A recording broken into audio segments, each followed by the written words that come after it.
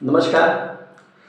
જ્ઞાન સાધના એલએમએસસી પરીક્ષાઓમાં મેથ્સ રિઝનિંગમાં જે ભૌમિતિક આકારોની ગણતરીના પ્રશ્નો પૂછાય છે તો એમાં ત્રિકોણની ગણતરી અગાઉના વિડીયોમાં આપણે જોઈ ગયા કે આડી રેખા હોય તો કઈ રીતના ગણતરી કરવી, ઊભી રેખા હોય તો કઈ રીતના ગણતરી કરવી, આડી અને ઊભી રેખા હોય તો કઈ રીતના ગણતરી કરવી, પછી ત્રિકોણની અંદર ત્રિકોણ આપેલા હોય તો એમાં ત્રિકોણની ગણતરી કઈ રીતના કરવી. તો આમાં એક ઉદાહરણ છે કે આ રીતનો એક ત્રિકોણ પૂછાઈ જાય અને એમાં અંદર ત્રિકોણ હોય અને એના આ રીતના આડી જે ઊભી રેખાઓ આપી છે એ રીતે ઊભી રેખા હોય તો ત્રિકોણની ગણતરી કઈ ના કરવી.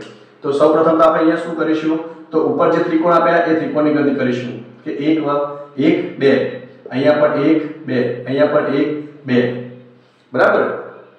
તો હવે અહીંયા કુલ આપણે જે ગણતરી કરી તો અહીંયા 1 2 બરાબર, 1 2 બરાબર 3 ત્રિકોણ જે આપણે અગાઉ જોઈ ગયા. 1 2 બરાબર 3 ત્રિકોણ. તો અહીંયા ટોટલ એ રીતના કેટલા છે 1 2 અને 3, તો 3 ગુણ્યા 3 બરાબર કેટલા થયા 9 ત્રિકોણ થયા. 9 ત્રિકોણ. હવે 9 વત્તા મુખ્ય ત્રિકોણ એક છે વત્તા ત્રિકોણની અંદર એક ત્રિકોણ છે. મુખ્ય ત્રિકોણ એક અને ત્રિકોણની અંદર એક ત્રિકોણ છે. તો કુલ કેટલા ત્રિકોણ થશે, તો 9 વત્તા એટલે 10, 10 ને 1 11.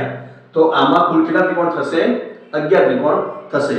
તો આ રીતના જો આ રીતનો પ્રશ્ન પૂછાય તો એમાં આપણે ત્રિકોણની ગણતરી સરળતાથી આપણે કરી શકીએ. જય માતાજી.